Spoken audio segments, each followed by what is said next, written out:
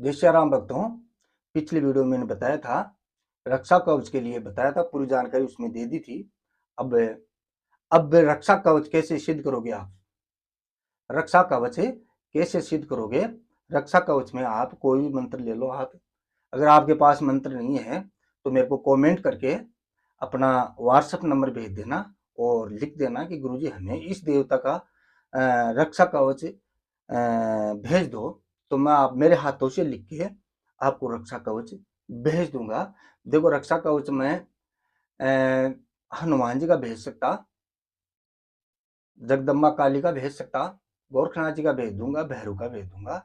ये चार देवता मेरे पास सिद्धि है और इनका मैं, आप बोलोगे तो रक्षा कवच भेज दूंगा मैं। और रक्षा कवच को लेके आपको करना क्या है, एक सामने अगर आपका जैसे मान लो कि आप हनुमान जी का, आपका इष्ट हनुमान जी है और आप जगदम्बा का मंत्र सिद्ध करना चाहते हो, तो आप सबसे पहले हनुमान जी को पूजा दे के आनी पड़ेगी। हनुमान जी के मंदिर में जाओ, हाथ जोड़ के विनती करो, हे हनुमान जी, मैं रक्षा कवच माँ जगदम्बा का या जो भी इष्ट है आपका, उसका रक्षा कवच तैयार कर रहा हूँ, अतः आप मेरी मदद करना। इस प्रकार से आप वापस अपने स्थान पे आ जाओ। स्थान साफ सुथरा होना चाहिए, स्थान साफ सुथरा होना चाहिए, एकांत होना चाहिए और एक प्रतिमा जरूर होनी चाहिए। और आप जब भी बैठो तो आपका मुंह हमेशा उत्तर दिशा में होना चाहिए। आपका मुंह उत्तर दिशा में होना चाहिए। मान लो जब भी आप साधना बैठो तो आपका मुंह अगर उत्तर दिशा में रहेगा, अगर रात को साधना करोगे ना, तो दिन में साधना करो तो अपनी इच्छा के ऊपर डिपेंड है। सूर्य को कभी पीठ मत देना, सूर्य भगवान है, उसको सूर्य भगवान अपनी पीठ पे नहीं होना चाहिए, बस यही ध्यान रखो आप तो। और विशेष तौर शाम को रात को आप साधना करोगे तो आपका मुंह हमेशा उत्तर दिशा में होना चाहिए, क्योंकि रात को सूर्य देवता उत्तर दिशा में रहता। ठीक है, ये बात आपको समझ आ गई। अब आगे क्या करना है आपको, एक प्रतिमा लेनी है, जो भी आपके देवता का रक्षा कवच तैयार करोगे, एक प्रतिमा लेनी है। प्रतिमा के सामने चरणों में एक दीपक जलाना है, घी का, शुद्ध घी का दीपक जलाना है। उसके बाद में आपको संकल्प लेना है कि मैं इतनी माला रोज को जपूंगा। मंत्र में विधान होता है, आप जहां से जिस गुरु से आप रक्षा कवच लोगे उसमें विधान होता है कितनी माला रोज को अपन जपनी है। मान लो 11 माला जपनी है, 21 माला जपनी है, 5 माला जपनी है, जो भी मंत्र में विधान होता है उस हिसाब से अपने गुरु की देख रेख में ही करना। और आप मेरे से मंत्र लोगे तो उसका विधान मैं आपको बताऊंगा।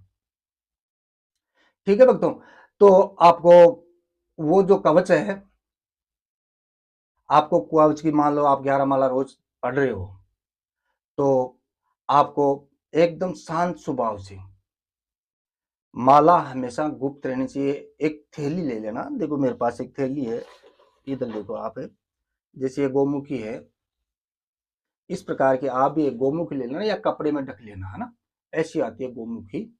और इस प्रकार से आप गोमुखी लेना और गोमुखी में माला होनी चाहिए, है। और एकदम शांत स्वभाव से धीरे धीरे धीरे धीरे मंत्र को बोलना चाहिए। शब्द एकदम साफ आना चाहिए, चाहे आपको 1 घंटे की जगह 1.5 घंटा लगे, लेकिन जैसे मान लो 11 माला आप फेर रहे हो, उसमें आप जल्दी जल्दी करोगे तो 1 घंटा लगेगा और धीरे धीरे करोगे तो 1.5 घंटा लगेगा। बिल्कुल धीरे धीरे साफ साफ शब्दों में मंत्र बोलना चाहिए और इधर उधर का ध्यान न करके, और आपके इष्ट देवता के चरणों में आपका ध्यान रहना चाहिए, दीपक के ऊपर।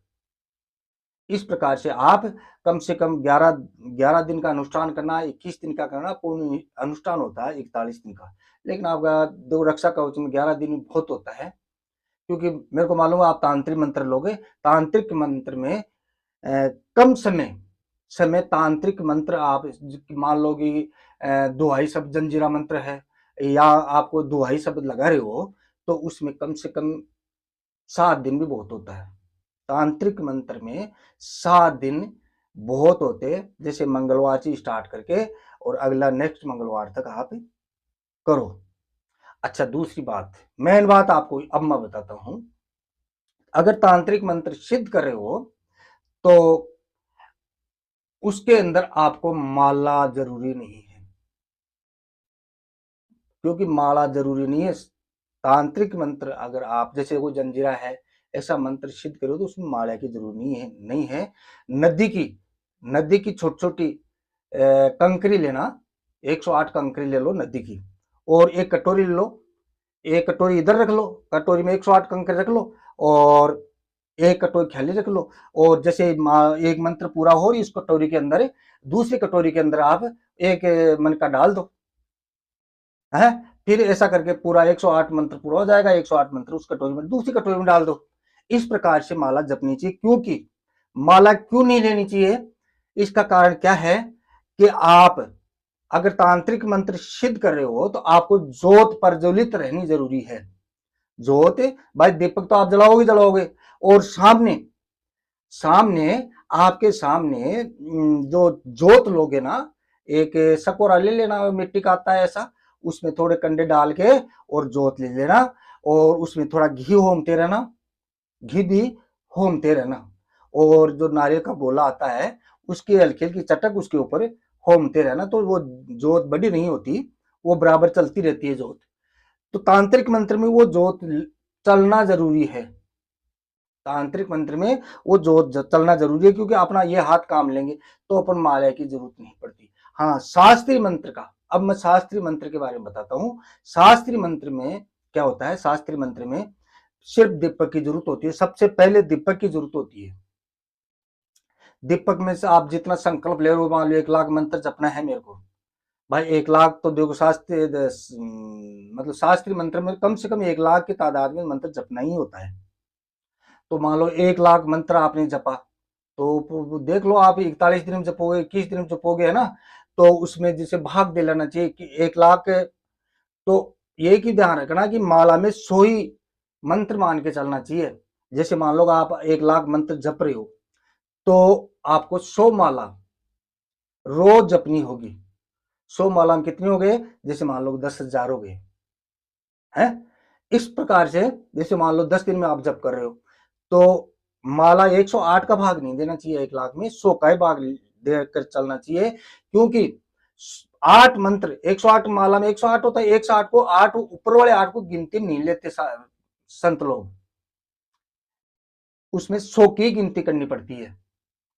इस प्रकार से आप माला में भाग दे, वो उसमें भाग दे के देख लेना कि मैं रोज कितनी माला रोज फेरूंगा। भाई 21 दिन में 21, जैसे 1 लाख में 21 दिन का भाग दे लो, तो आपके पास में जो भी फल आए उतनी माला रोज फेरनी है। 41 दिन में करनी तो 41 का भाग दे लो, है ना। 1 लाख जपने के बाद में, उसके बाद में आपको दशांश हवन करना होता है। शास्त्रीय मंत्र तो ये इस प्रकार जपता है। मान लो 1 लाख मंत्र पूरे हो गए आपके, मान लो 21 दिन आपने 1 लाख 21 दिन के अंदर 1 लाख मंत्र पूरा कर लिया आपने, तो उसमें दशांश हवन करना होता है। हवन समझते हो, जैसे मान लो कोई भी ना, जैसे मान लो एक मंत्र है ओम नमः शिवाय, जैसे मान लो 10 दशांश यानी 10,000, यानी 1 लाख में 10 का भाग दो, 10,000, 10,000 आपको आहुति देनी पड़ेगी।